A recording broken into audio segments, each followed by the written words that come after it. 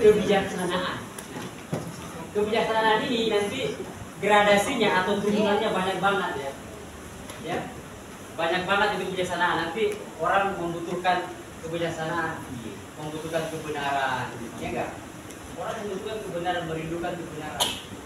Nah, banyak. Nah, orang merindukan kejernihan, ya, kejernihan. Orang menginginkan kedalaman, ya, ya apa? Kedalaman ilmu pengetahuan, kedalaman rasa, kedalaman hubungan, kedalaman cinta, seperti itu gitu. Ya, jadi orang membutuhkan kedalaman, ya, kedalaman. Nah, orang membutuhkan kecerdasan. Kira-kira gitulah makna dari kebijaksanaan. Orang mencintai hal-hal yang ideal. Itu dalam bahasa agama mudah banget kalian. Jadi kita ini gampang banget nyambung karena kalian orang yang beragama. Beragama biasanya apa-apa yang ideal itu diajarkan dalam agama. Nah, kayak gitu. Jadi mencintai kebijaksanaan. Nah, dalam filsafat komunikasi, filsafat itu sendiri adalah alat untuk membedah realitas secara mendalam. Nah, biasanya orang selalu membaginya ke dalam 3. Ya, tadi udah dijelaskan oleh teman tadi. Jadi supaya gampang dipahami, nah orang membaginya dalam 3 bidang kajian. Ya. Pertama yang disebut sebagai ontologi. Ya. Tadi saya lihat kurikulum RPS kalian itu kan isinya itu aja. Ontologi, epistemologi, sosiologi, ya. Nah, yang kedua apa? Epistemologi, ya. Yang ketiga adalah aksiologi. Nah, itu aja. Jadi filsafat, ya. Nah, ini pun lebih identik dengan filsafat ilmu, ya. Artinya filsafat bagaimana kita memahami pengetahuan, ya, memahami ilmu, ya. Tadi teman-teman juga ada jelaskan tadi di presentasi apa perbedaan antara ilmu dan ilmu pengetahuan. Beda ya. Ilmu itu apa? Coba, ilmu itu apa? Apa, Pak? Ilmu itu apa? Tadi yang jelaskan siapa? Ada yang tahu? Nggak, silakan. Ilmu itu apa? Tadi bedanya pengetahuan sama ilmu pengetahuan. Ya, apa bedanya pengetahuan dengan ilmu pengetahuan? Kalau pengetahuan itu yang kita dapat dari pengalaman, Pak, dan dari pemikiran. Kalau misalnya ilmu pengetahuan tuh dia tuh untuk menemukannya direncanakan sistematis gitu, Pak. Ya, jadi ya ilmu tadi yang saya maksud itu mengacu kepada pengetahuan, ya. Jadi maksud saya pengetahuan dan ilmu pengetahuan. Pengetahuan itu adalah segala konsep yang ada di kepala kita. Itu pengetahuan. Misalnya pengetahuan tentang senang, pengetahuan tentang rasa malas, pengetahuan tentang kampus.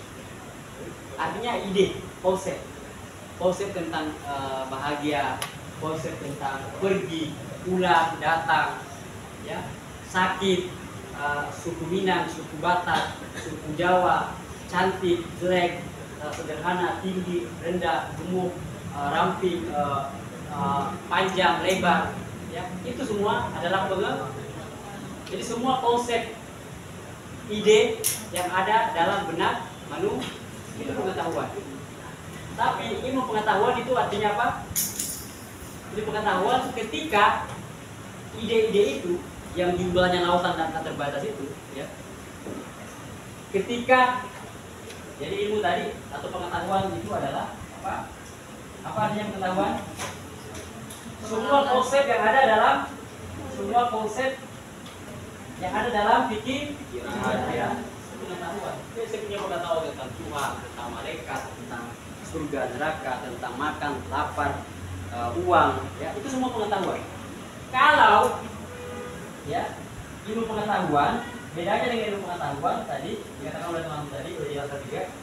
Kalau dia udah melewati tahapan-tahapan verifikasi yang ketat, dalam artian udah ada upaya apa? Satu, sistematisasi, ya, ide-ide itu disusun, sistematisasi, ya. Yang kedua, idenya itu apa? Bisa diuji secara empiris, ya. empiris metodologinya. Dia ide-idenya logis, ya. Dia bisa dinalar dengan baik. Kemudian keempat, dia punya metodologi, ya. Metodologi atau dibuatkan metodenya. Bagaimana untuk mengembangkan bagaimana untuk mengembangkan ilmu komunikasi? Ya, dilakukan penelitian tentang media, ya. Oke. Jadi ilmu pengetahuan itu artinya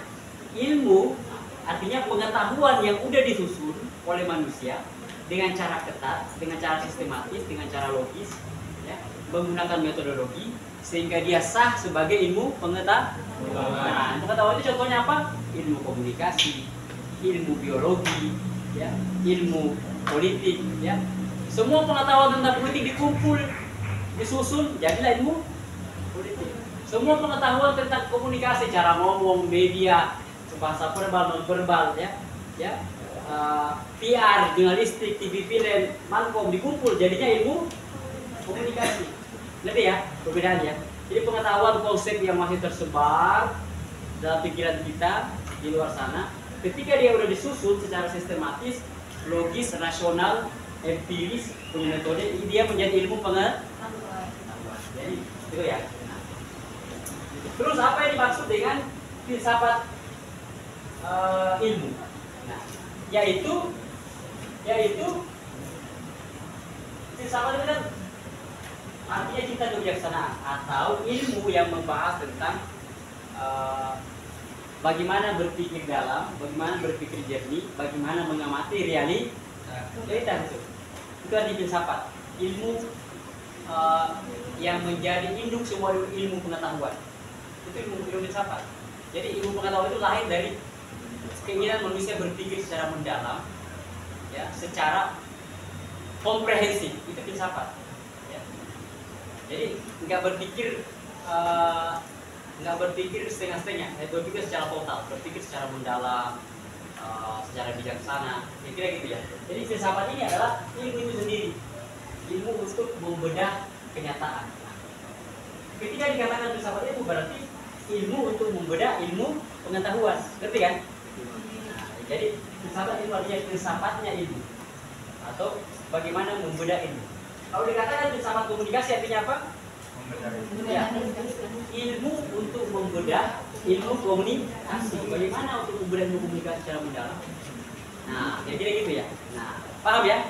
Nah, jadi kalau kita membahas filsafat ilmu, ya, filsafatnya ilmu itu sendiri, ya, secara umum semua ilmu pengetahuan itu ada ontologi, ya, ada epistemologi, ada aksiologi.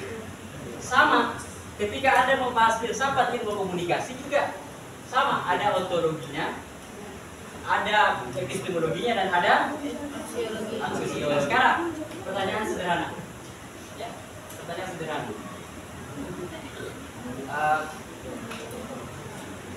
Apa itu ontologi? Itu pertanyaan sederhananya. Apa itu epistemologi dan apa itu aksiologi? Nah, kira-kira gitu. Ontologi itu adalah ilmu tentang ada, ilmu tentang realitas, atau ilmu tentang wujud pertama. Ilmu tentang ini loh. Ya, jadi gini ya, ontologi itu ilmu tentang ada. Maksudnya sebelum membahas sesuatu, ya, harus dipastikan sesuatu itu ada dulu. Contoh sederhana, apakah spidol ini ada? Ada. Nah, kalau udah ada, baru kita bisa membahas tentang spidol ini. Bagaimana spidol ini, apa fungsinya, dari mana dia terbentuk secara material, ya, bagaimana, berapa harganya, ya, ngerti kan? Itu. Jadi ontologi itu memastikan kita ini nggak sembarangan buang waktu. Ada nggak barangnya? Nah, itu dulu ontologi. Ngerti ya? Nah, nanti kalau udah jelas ada barangnya, baru kita pindah ke epistemologi. Bagaimana barangnya itu, ya, bagaimana bentuknya, baru kita pindah ke yang lebih tinggi lagi, aksiologi. Apa nilai yang ada dalam spidol ini, ya. Tapi yang pertama itu dulu adalah adanya dulu. Nah, ini baru sesuatu yang sifatnya ontologi, yang sifatnya eksistensial, material, atau yang bisa dipersepsi dengan panca indera, ngerti ya? Coba kalau eksistensinya itu imaterial, contoh ya, yang kemarin saya bahas, Tuhan. Apakah Tuhan itu ada? Ada. Ya? Ada nggak? Nah, kalau dia nggak ada, ya buang-buang waktu untuk membahas bagaimana dia, bagaimana wujudnya, bagaimana kasihnya, bagaimana dia memberikan perintah, bagaimana dia menciptakan manusia, bagaimana menciptakan, nggak ada nilainya sama sekali. Ya? Termasuk nggak ada nilainya itu ajarannya. Tuhan memerintahkan Ten Commandments, Tuhan memerintahkan untuk berbuat baik. Nggak ada gunanya. Jadi harus dibuktikan dulu. Ya. Nah, dalam filsafat, ya, itu yang dibahas secara mendalam. Eksistensi yang sifatnya material dan imaterial. Sama ketika membahas teologi dan membahas Tuhan, sama cara perlakuannya. Ya. Harus dijelaskan dulu keberadaannya, tidak. Nah, tentu saja pembahasannya nanti beda, ya. Pembahasannya beda, tapi hampir sama. Ya. Nah, sekarang ilmu komunikasi ini. Dari segi ontologi, apakah ilmu komunikasi itu ada? Nah, itu dulu. Atau apakah realitas komunikasi? Ontologi ini artinya realitas, ya. Realitas itu ada nggak? Apakah realitas berkomunikasi itu ada? Ada. Nah, itu. Kalau dia ada, baru kita membahas bagaimana cara berkomunikasi, ya. Bagaimana menyampaikan pesan, bagaimana memahami tanda, bagaimana proses interaksi antar individu, bagaimana komunikasi terhadap kekuasaan. Yang tadi dijelaskan dalam tulisan saya itu tentang 7 masa teori ilmu.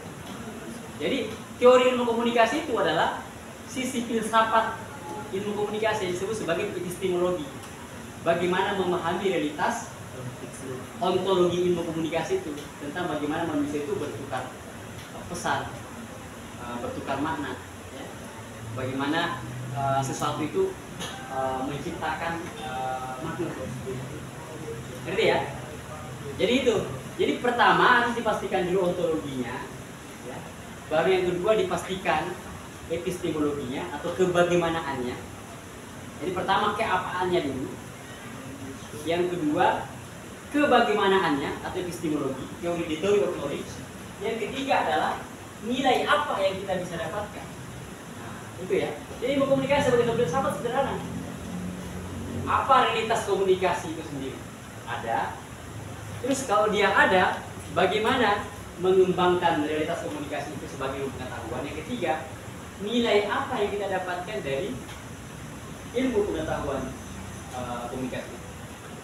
Nah, jadi misalnya tadi ontologi ilmu komunikasi adalah apa? Manusia dan masyarakat, ya. Realitas manusia dan masyarakat yang berkomunikasi, yang berbicara, kira-kira gitu ya. Dimensi-dimensi komunikasi dari manusia dan masyarakat. Itu realitas komunikasi.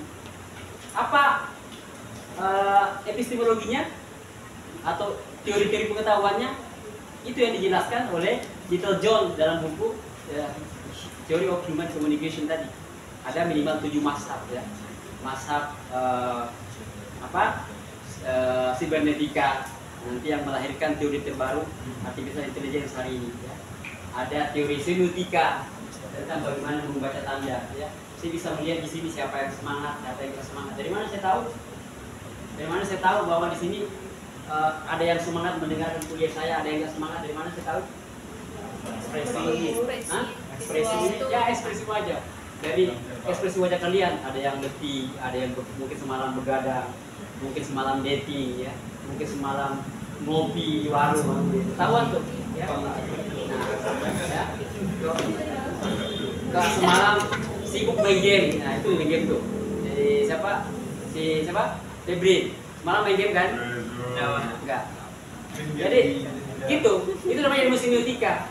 Jadi kita bisa tahu, kita bisa mengkonfirmasi hatinya orang dari wajahnya, ya. Misalnya Jaki nih, ingin konfirmasi hatinya orang. Jadi konfirmasinya nggak harus dengan kata-kata, kamu cukup lihat ekspresinya, perlakuannya, nah kamu bisa tahu orangnya terkonfirmasi atau enggak, misalnya gitu ya. Nah, oke, nah, itu semiotika namanya. Terus ada namanya ilmu retorika. Nah, semua orang yang berbicara pasti menggunakan retorika, cuma levelnya beda-beda. Ada yang biasa retorikanya, ada yang udah bagus tertata, itu disebut MC misalnya, host, ya, udah bagus tertata. Ada yang kemudian komunikasinya biasa banget seperti saya mengajar di kampus. Ya biar memang biasa. Ada yang komunikasinya biasa di lapau. Jadi itu disebut dengan retorika semua, atau cara seni menyampaikan pesan. Itu retorika. Ada ilmu komunikasi yang disebut sebagai apa? Mazhab kritis, bagaimana membongkar kekosongan. Ya. Ada mazhab psikososial, ya. Bagaimana komunikasi sebagai interaksi antar individu dan kita belajar dari situ, dari psikologi masing-masingnya. Antara individu itu kita belajar bagaimana membaca karakter orang dari ngomong setiap hari. Ada namanya psikososial budaya, bahwa komunikasi itu diwariskan dari budaya kita, ya gitu ya. Ada ilmu komunikasi yang namanya mazhab apa lagi yang saya belum sebut. Nah, mazhab kritis sudah, ya. Jadi ada fenomenologi tentang pengalaman, ya. Bagaimana mengalami sesuatu, ya. Bagaimana mengalami menjadi mahasiswa, bagaimana mengalami menjadi perempuan, ya. Bagaimana mengalami seorang laki-laki, bagaimana mengalami menjadi single parent. Beda-beda tuh cara pengalamannya, ya. Bagaimana mengalami sebagai sosok yang cantik, yang sosok yang biasa-biasa, itu beda-beda pengalaman orang, ya. Jadi disebut sebagai Nah, orang itu namanya bagaimana mengembangkan ilmu komunikasi dengan epistemologi. Aksiologinya adalah nilai. Apa keuntungannya? Karena apa keuntungan belajar semiotika? Ya.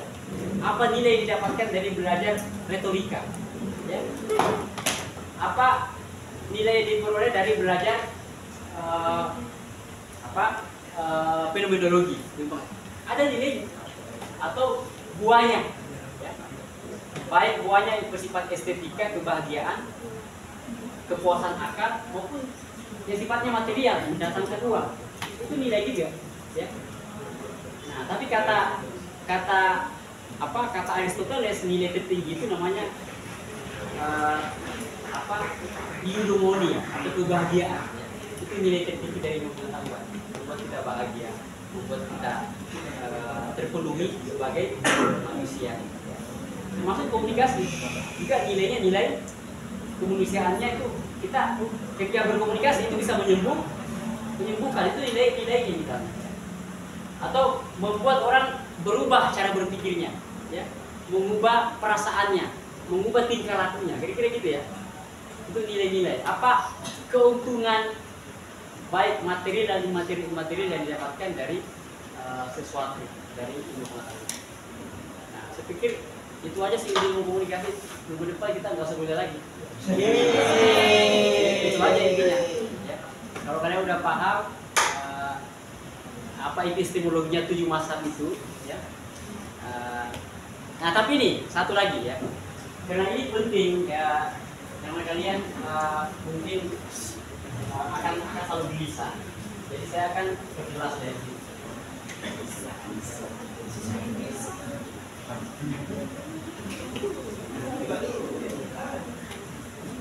Karena nanti ini punya dampak, ya. Misalnya gini, kalau kamu memahami realitas komunikasi itu sebatas realitas tubuh, ngerti gak? Manusia kan punya kemampuan berkomunikasi. Kita adalah spesies binatang. Kalau dalam teori evolusi itu kita spesies binatang, ya. Kita saudara kembar sama primata-primata lainnya, sama monyet, kera. Kita satu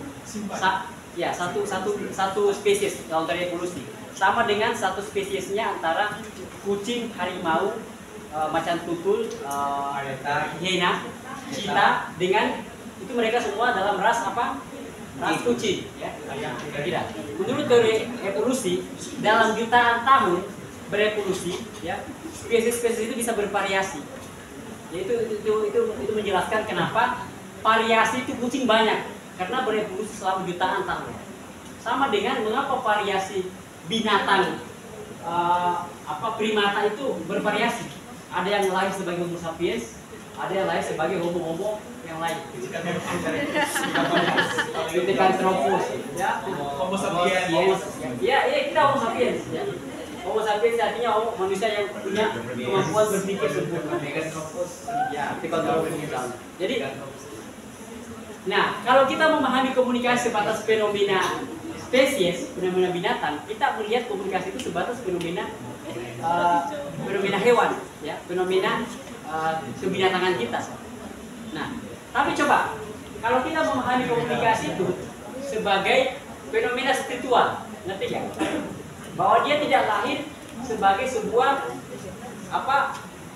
sebagai sebuah bakat yang biasa-biasa, tapi dia adalah bakat untuk mengenali sesuatu yang lebih tinggi, katakanlah Tuhan. Ngerti ya? Artinya komunikasi di sini sesuatu yang sangat spiritual. Orang itu binatang itu nggak diberikan ilham, rahmat, berkat untuk bisa berkomunikasi. Hanya manusia binatang yang bisa berkomunikasi.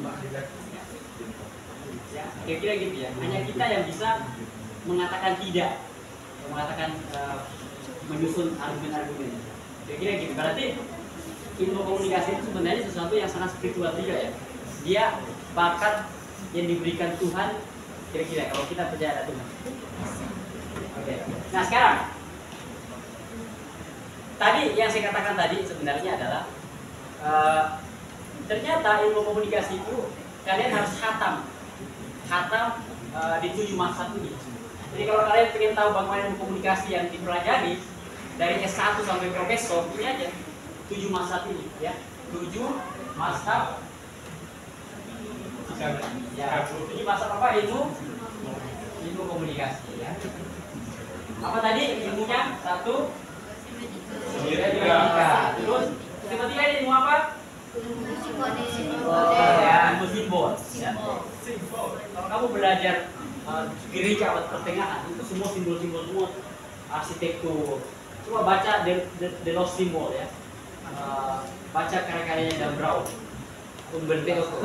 Jadi gereja-gereja itu semua tuh banyak simbol-simbolnya, misalnya simbol tentang The Last Supper ya, atau perjamuan terakhir Yesus dengan murid-murid. Itu ada simbol-simbol itu, simbol-simbol ilahiyah di situ ya. Jadi sama dengan masjid itu ada arsitektur, ada lambang bintang, ya, ada bulan sabit. Itu simbol semua. Apa maknanya? Nah, kalian dalami apa makna simbol itu. Oke? Intinya simbol itu adalah sesuatu yang sangat transenden ya. Yang kedua apa? Intinya retorika ya. Retorika ya. Oke, yang ketiga apa? Fenomenologi. Retorika itu tentang apa tadi? Tentang apa? Cara berbicara. Jangan kamu udah alumni komunikasi tapi nggak bisa ngomong depan umum. Ya. Retorikanya masih tetap alamiah. Ya. Jangan, kamu harus belajar jadi pretender. Retorika itu pretender ya. Harus bisa berpura-pura, acting, berdrama ya. Gunanya apa? Supaya orang terkesan, supaya orang cepat paham. Itu guna retorika. Kenapa kita perlu belajar retorika? Supaya kita itu bisa belajar membangun hubungan yang efektif ya. Jadi kalau disampaikan dengan marah, pasti beda dengan rayuan kan? Ya, kira-kira gitu. Kalau kamu mau melamar perempuan dengan marah, mau nggak diterima? Nggak mau. Kamu harus merayu dia. Siapapun harus dirayu untuk didapatkan, kira-kira gitu ya. Apalagi perempuan ya. Siapapun harus dirayu untuk mendapatkan sesuatu yang ingin dikejar ya. Tuhan pun itu bentuknya begitu, dirayu. Mau dapatkan ampunan dari Tuhan, mau? Kamu nggak bisa dapatkan ampunan dari Tuhan kalau kamu marah-marah depan Tuhan. Kamu harus menutup pintunya, merayu dia. Tuhan, saya merayumu, ampuni saya. Kira-kira gitu. Ya, itu retorika. Jadi kamu harus belajar retorika juga di hadapan Tuhan ya. Harus bisa berretorika. Ya. Oke? Ngerti? Ketiga apa? Fenomenologi. Apa itu fenomenologi? Pengalaman. Oke, pengalaman ya. Ya. Apa yang keempat? Sibernetika. Apa? Sibernetika itu apa? Sibernetik. Internet ini internet. Apa? Ya, itu logikanya on off. Ya. Logikanya input out. Ya gitu ya. Nyalain komputer, tekan power, bisa berselancar. Ya. Matiin internet, mati ya kan? Nah, sibernetika gitu teorinya. Itu teori artificial intelligence juga. Ciptakan artificial intelligence-nya, buat robotnya jadi ya. Nyalain robotnya, matiin robotnya. Kira-kira gitu ya. Sibernetika itu teori komputer ya. teori AI, teori mesin. Oke? Nah, apa yang kelima? Apa? Psikologi. Apa contoh psikologis? Ya, komunikasi antar individu. Ya, kita mempelajari karakter orang dari komunikasi. Komunikasi kita mempengaruhi akalnya, perasaannya, tingkah lakunya. Siapa namanya? Humaira. Humaira, bisa kamu duduk di sini, Humaira? Silakan duduk di sana. Silakan, duduk. Oke. Apakah kamu senang duduk di sini, Humaira? Nah, itu komunikasi antar individu yang sifatnya psikososial. Ya. Dia kemudian pindah ke tempat ini karena dia mendengar kata-kata saya. Ya. Ada proses pemanaan yang jelas. Ya. Kalau dia tidak berpindah berarti dia belum bisa memahami proses komunikasi yang selama ini dilakukan dalam hidupnya. Kita belajar setiap hari dari komunikasi yang kita lakukan. Kita semakin matang dengan berkomunikasi. Kira gitu ya. Kita memahami apa itu perintah, apa itu larangan dari berkomunikasi. Ya. Oke, thank you, Humaira. Yang keenam apa? Sosial budaya. Ya. Sosial budaya itu maksudnya komunikasi itu dipengaruhi oleh kebudayaan kita. Cara orang berkomunikasi. Kenapa perempuan saya dulu kuliah di Jakarta, masuk ke UI, saya dulu pernah daftar di UI ya, tapi diterimanya di Filsafat di Paramadina ya. Nah, jadi saya masuk ke UI, kebetulan banyak teman saya kuliah di sana waktu itu tahun 2007-2006. Saya kerja sambil kuliah. Saya kerja dulu di KPI ya, sebagai staf ahli media. Nanti saya kuliah. Nah, saya masuk di UI ketemu sama teman, itu cewek-ceweknya semua rokok-rokok semua gitu. Wah, keren-keren ya, anak-anak di sana di UI itu. Divisi cewek-ceweknya rokok tuh, santai banget. Rokok. Wah, cantik-cantik ya, wajah cantik, gaul ya. Pokoknya gaul banget lah. Kalau kamu lihat sinetron gitulah kira-kira di UI. Yang cewek-ceweknya ya, nongkrong di kafe merokok, ngobrolnya tentang marxisme, tentang gerakan sosial, kira-kira gitu ya. Saya sampai di Sumatera Barat, perempuannya kok berjilbab semua, berjilbab ya.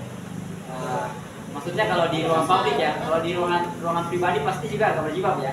Ada juga pasti yang bukan juga di kemana-mana. Ya. Nah, jadi artinya apa? Itu namanya komunikasi sosial budaya. Kamu berkomunikasi dengan jilbab kamu bahwa saya sekarang di Sumatera Barat. Ya. Saya nggak merokok karena di Sumatera Barat kalau perempuan merokok nanti banyak yang tegur ya, kayak gitu ya. Bahkan di sini perempuan cuma jam 10 biasanya. Kenapa jam 10? Ibu kosnya marah, ya kan?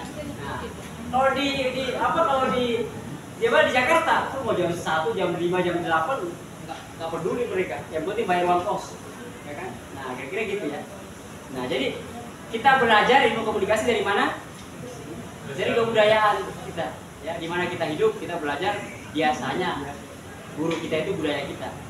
Oke, apalagi yang terakhir? 7. Nah, di sini tadi. Kenapa udah jadi korupsi terus? Mahal biayanya, ya enggak? Pendidikan dijual. Bukankah pasal 30 berapa? Pendidikan itu dijamin oleh negara, ya. Anak terlantar dijamin oleh negara, ya. Kenapa susah cari kerja? Ya enggak? Ngerti enggak? Itu komunikasi kritis namanya, ya. Propaganda, meyakinkan, membongkar kekuasaan, itu komunikasi kritis. Dosen ini kerjanya dosen jangan ya, dosen kamu berdosa kalau mengkritik dosen ya.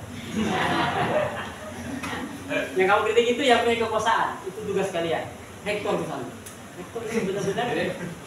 rektor ini benar-benar nggak ada gunanya itu. 5 tahun bekerja tapi biaya pendidikan tetap mahal. Fasilitas nggak ada, ya nggak? Iya Pak. Ya kan? Nah itu namanya komunikasi rektor. Nah itu aja sih yang pengen saya bilang, bahwa ilmu komunikasi tentang itu ya. Itu yang pertama. Yang terakhir yang saya ingin sampaikan, ini udah hampir jam 12. Nah ini yang paling penting, ini ilmu komunikasinya. Sekarang ilmu filsafatnya ya. Ilmu filsafat itu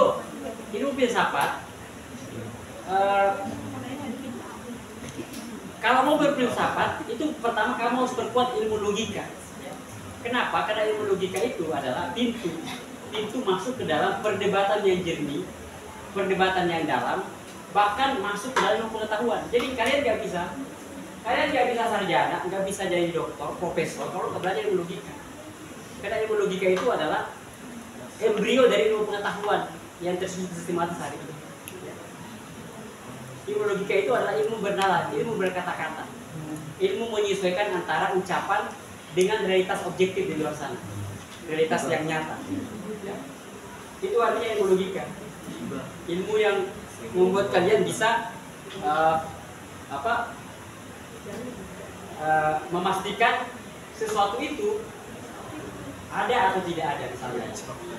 Kira-kira gitu. Nah, jadi inti daripada ilmu logika itu adalah apa yang disebut oleh Aristoteles sebagai asas pemikiran, asas logika. Ya. Itu inti daripada ilmu logika. Kalau kalian sudah tahu ini, kalian bisa melogikakan semua hal, baik yang material maupun yang imaterial. Baik yang material seperti spidolini, nyata, maupun yang imaterial seperti komunikasi. Komunikasi kan nggak nyata ya. Produknya nyata, ada media. Tapi ketika kita berkomunikasi, buruknya itu nggak bisa tembak. Kamu pergi ke sana, kan tidak kelihatan buruknya. Kalau dia kelihatan kan, ya, kan mengerikan juga ya. Oke, nah ini imaterial. Sama dengan Tuhan juga imaterial. Ya, tapi bagaimana melogikakan Tuhan? Ya, jadi Tuhan kita semua sama di dunia ini, nggak ada bedanya. Cuma kita menyebutnya dengan cara yang berbeda. Jadi ilmu logika itu intinya ini. Satu, ini atas asas pemikiran atau logika. Jadi kalau sebelum kalian masuk ilmu filsafat, sebelum kalian masuk ilmu komunikasi yang 7 tadi, yang 7 itu masaknya, kalian harus menghatami atau mendalami asas pemikiran atau asas logika menurut Aristoteles. Jadi gini, asas pemikiran ini itu sudah ada ya sejak manusia pertama diciptakan, itu sudah ada. Tapi yang kemudian mensistematisasi, membuatkan metodenya, menyusunnya secara logis, secara rasional, empiris, siapa? Aristoteles. Makanya kita menyebut Aristoteles, artinya dia udah menyusun ilmu pengetahuannya tentang asas logika. Jadi berapa? Videonya Pak. Storage-nya Ya nggak apa-apa. Oh iya. Ada pemberitahuan. nggak apa-apa. Thank you. Oke.